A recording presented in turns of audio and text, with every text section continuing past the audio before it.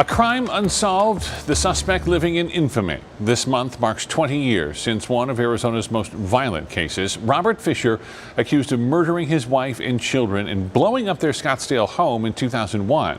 To this day, he has not been found. ABC 15's Mike Pelton with the case even time can't forget. And we must warn you, this story contains some graphic details that may be disturbing to some viewers. This is by far the most heinous crime that we've had here in Scottsdale. Robert Fisher, called Armed and Dangerous, a mainstay on the FBI's 10 Most Wanted. 911 emergency. 74th Street North. Fisher, the center of a story with no happy ending. Big fire. Can you see it? Big fire. It's really big fire behind. It just like blew up. A story at this point with no ending at all. There are people in there and this whole house exploded. April 10th, 2001, the Fisher home goes up in flames. The bodies of Mary Fisher and the couple's 2 children, 12-year-old Brittany and 10-year-old Bobby, found inside. They died brutally. So Mary was shot and her throat was cut, and both Bobby and Brittany had their throats slashed almost from ear to ear. Police say the gas line to the home severed and rigged to explode.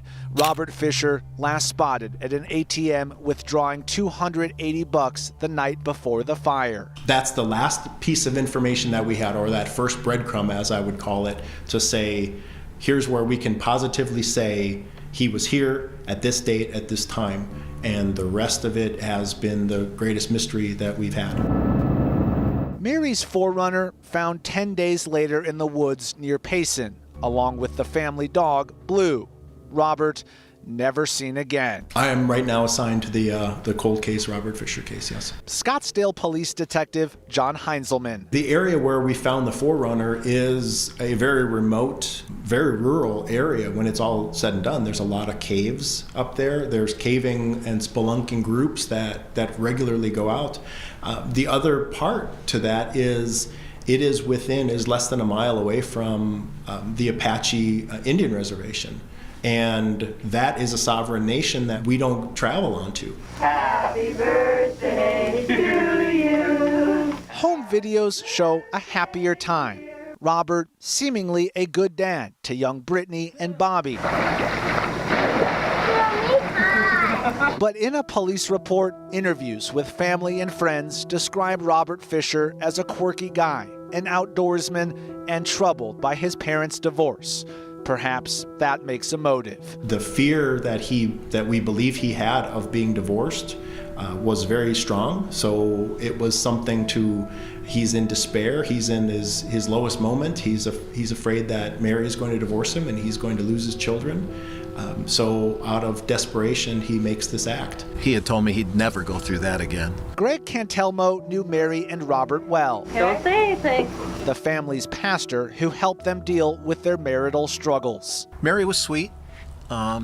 She was, he would probably say she was a little difficult at home, but I think anybody with, everybody has problems. They didn't have any unique problem that was different than anybody else. Greg tells me he hopes Mary and the kids are remembered more than their accused killer. So when you hear the name Robert Fisher now, what does that stir in you? What does that mean to you?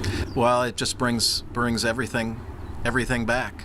And to think that I was not just his pastor, but his friend. And we would talk, and I knew of some of the difficulties, and yet no concept whatsoever that he would go there. And depending on who you ask, you get different theories as to whether Robert Fisher took his own life, his body never found in the woods, or he's alive somewhere. A former neighbor and former investigator tell me they believe he is. The current detective isn't so sure. Robert Fisher, do you think he's alive? I personally, I'm leaning towards the fact that he is not. Only so much as to say that we have never had one verified sighting. We're told Robert Fisher walks with an exaggerated posture due to back surgery. If Robert Fisher's alive and happened to see this, what would you say to him? I would ask him, it's I would say it's been long enough. He needs to come in. Robert, hi Robert. There is a $100,000 reward in this case. Mike Pelton, ABC 15, Arizona. For an in-depth look into the disappearance of Robert Fisher and the ongoing investigation, check out our special coverage at abc15.com/Robert Fisher.